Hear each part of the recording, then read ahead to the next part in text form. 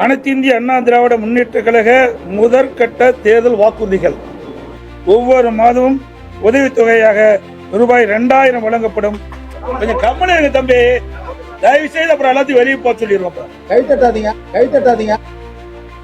பயணம் செய்யும் ஆண்களுக்கு கட்டணமில்லா பேருந்து பயண திட்டம் செயல்படுத்தப்படும்.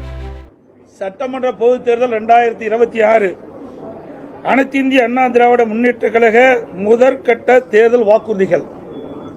தமிழ்நாட்டின் 17வது சட்டமன்ற பேரவைக்கான பொது தேர்தல் விரைவில் நடைபெற உள்ளதை முன்னிட்டு மக்கள் நலன் ஒன்றை மட்டுமே குறிக்கோளாக கொண்டு செயல்பட்டு வரும் அனைத்து இந்திய அண்ணா திராவிட முன்னேற்ற கழகத்தின் சார்பில் அளிக்கப்படும் முதல் கட்ட தேர்தல் வாக்குறுதிகள்.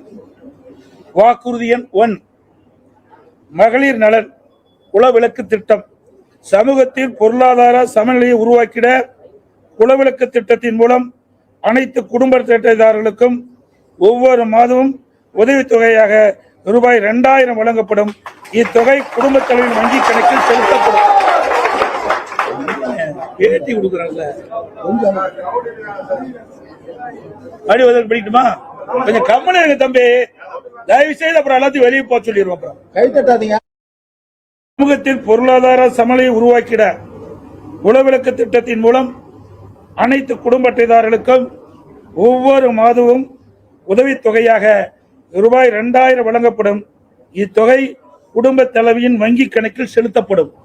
வாக்குறுதி எண் 2, ஆண்களுக்கும் மகளிருக்கும் கட்டணமில்லா பேருந்து பயண திட்டம். நகர பேருந்துகளில் பயணம் செய்யும் ஆண்களுக்கு கட்டணமில்லா பேருந்து பயண திட்டம் செயல்படுத்தப்படும். ஏற்கனவே நடைமுறையில் இருக்கும் நகர பேருந்துகளில் பயணம் செய்யும் மகளிருக்கான கட்டணமில்லா பேருந்து பயண திட்டம் தொடர்ந்து செயல்படுத்தப்படும்.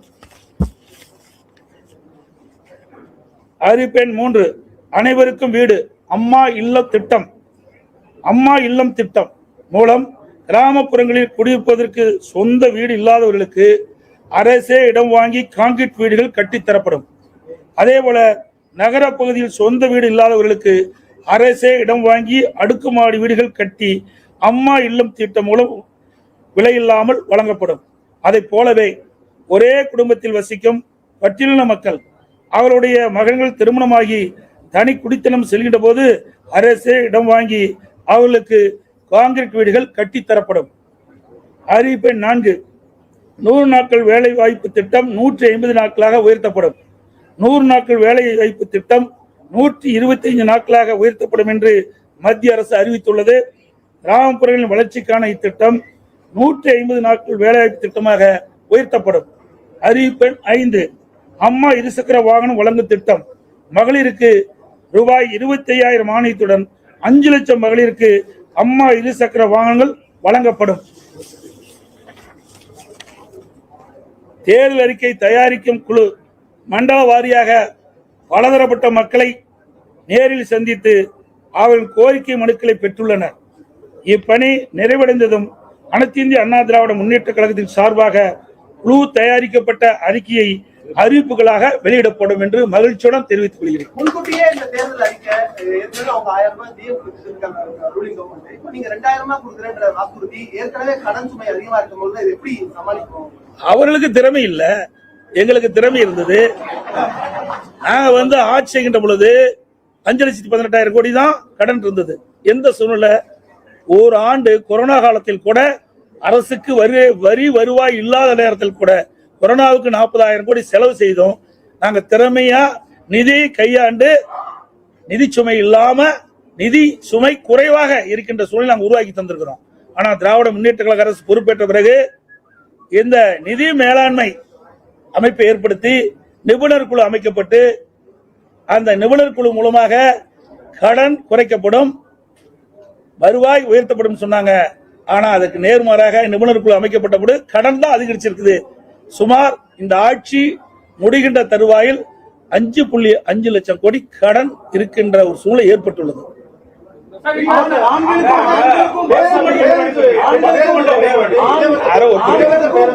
ஆண்களுக்கும் கட்டணமில்லாமல் பஸ் அப்படிங்கிறது மேலும் அதை போக்குவரத்து துறையா ரொம்ப கடுமையான ஒரு விதிவிலக்கு உள்ளாக்காது.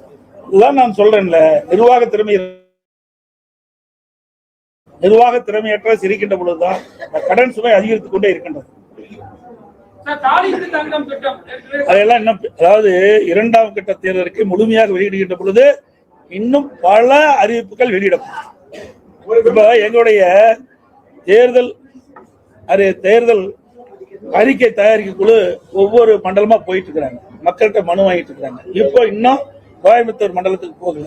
அங்க போய் பலதரப்பட்ட மக்களையும் சந்தித்து அவருடைய கருத்துக்களை விண்ணப்பம் மூலமாக பெற்று அதையெல்லாம் சேகரித்து அந்த அறிக்கையாக தயாரிக்கப்பட்டு அது ஆய்வு செய்யப்பட்டு அதை அடிப்படையில் மக்கள் என்னென்ன நினைக்கின்றார்களோ அதை எங்களுடைய தேர்தல் அறிக்கையில் இடம்பெறும்.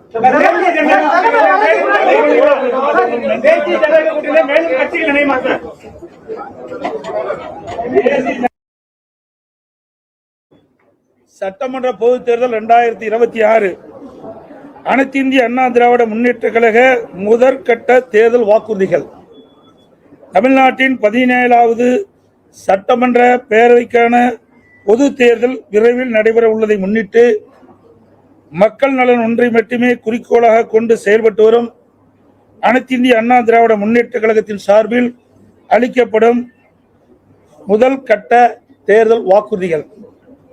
வாக்குறுதி எண் 1, மகளிர் நலன் குலவிளக்கு திட்டம். சமூகத்தில் பொருளாதார சமநிலையை உருவாக்கிட குலவிளக்கு திட்டத்தின் மூலம் அனைத்து குடும்ப அட்டைதாரர்களுக்கும் ஒவ்வொரு மாதமும் உதவித்தொகையாக ரூபாய் 2000 வழங்கப்படும். இத்தொகை குடும்ப தலைவின் வங்கி கணக்கில் செலுத்தப்படும். பேட்டி கொடுக்குறாங்க. படிக்குமா கொஞ்சம் கம்மன் இருங்க தம்பி, தயவு செய்து அப்புறம் எல்லாத்தையும் வெளியே போக சொல்லிடுவோம். அப்புறம் கை தட்டாதீங்க.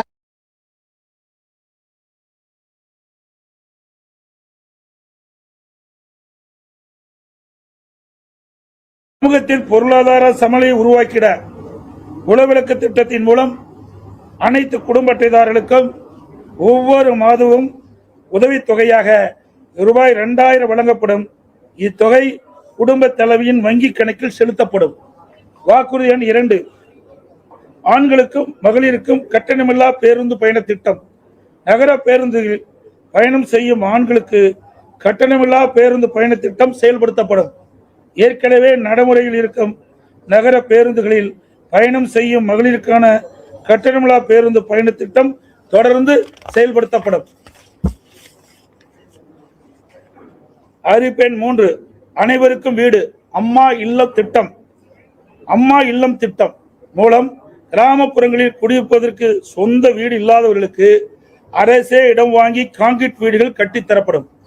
அதேபோல நகர பகுதியில் சொந்த வீடு இல்லாதவர்களுக்கு அரசே இடம் வாங்கி அடுக்குமாடி வீடுகள் கட்டி அம்மா இல்லம் திட்டம் மூலம் விலையில்லாமல் வழங்கப்படும்.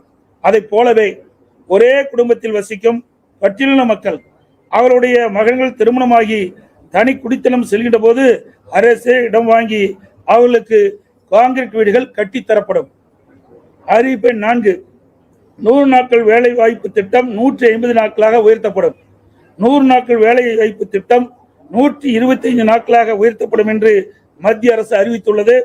கிராமப்புறங்களின் வளர்ச்சிக்கான இத்திட்டம் 150 நாட்கள் வேலைவாய்ப்பு திட்டமாக உயர்த்தப்படும். அறிவிப்பெண் 5, அம்மா இருசக்கர வாகனம் வழங்கும் திட்டம். மகளிருக்கு ரூபாய் 25,000 மானியத்துடன் 5 லட்சம் மகளிருக்கு அம்மா இருசக்கர வாகனங்கள் வழங்கப்படும். தேர்தல் அறிக்கை தயாரிக்கும் குழு மண்டல வாரியாக பலதரப்பட்ட மக்களை நேரில் சந்தித்து அவர்கள் கோரிக்கை மனுக்களை பெற்றுள்ளனர்.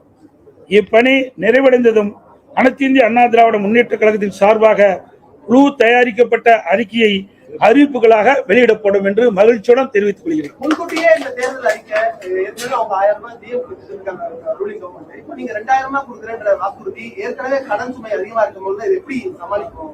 அவர்களுக்கு திறமை இல்ல, எங்களுக்கு திறமை இருந்தது. நாங்க ஆட்சி செய்கின்ற பொழுது 5,18,000 கோடி தான் கடன் இருந்தது. எந்த சூழ்நிலை ஒரு ஆண்டு கொரோனா காலத்தில் கூட அரசுக்கு வரி வருவாய் இல்லாத நேரத்தில் கூட கொரோனாவுக்கு 40,000 கோடி செலவு செய்தோம். நாங்க திறமையா நிதி கையாண்டு நிதி சுமை இல்லாம நிதி சுமை குறைவாக இருக்கின்ற சூழலை நாங்கள் உருவாக்கி தந்திருக்கிறோம். ஆனா திராவிட முன்னேற்ற கழக அரசு பொறுப்பேற்ற பிறகு இந்த நிதி மேலாண்மை அமைப்பை ஏற்படுத்தி நிபுணர் குழு அமைக்கப்பட்டு அந்த நிபுணர் குழு மூலமாக கடன் குறைக்கப்படும், வருவாய் உயர்த்தப்படும் சொன்னாங்க. ஆனா அதுக்கு நேர்மாறாக நிபுணர் குழு அமைக்கப்பட்டபோது கடன் தான் அதிகரிச்சிருக்குது.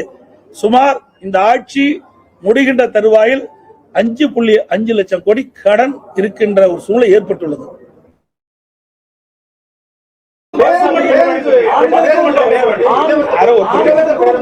ஆண்களுக்கும் கட்டணமில்லாமல் பஸ் அப்படிங்கிறது மேலும் அந்த போக்குவரத்து துறையா ரொம்ப கடுமையான ஒரு விதிவிலக்கு உள்ளாக்காது. இதுதான் நான் சொல்றேன்ல, நிர்வாக திறமை இருந்தால் எல்லாமே சமாளிக்கலாம்.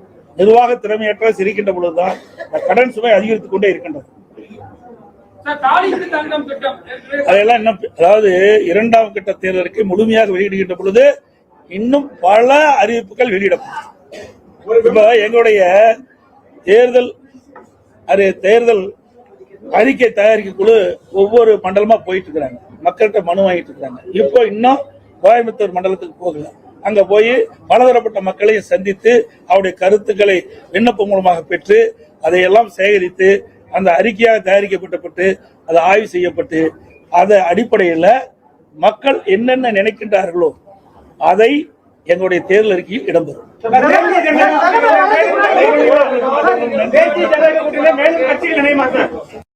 அரசே இடம் வாங்கி கான்கிரீட் வீடுகள் கட்டித்தரப்படும்.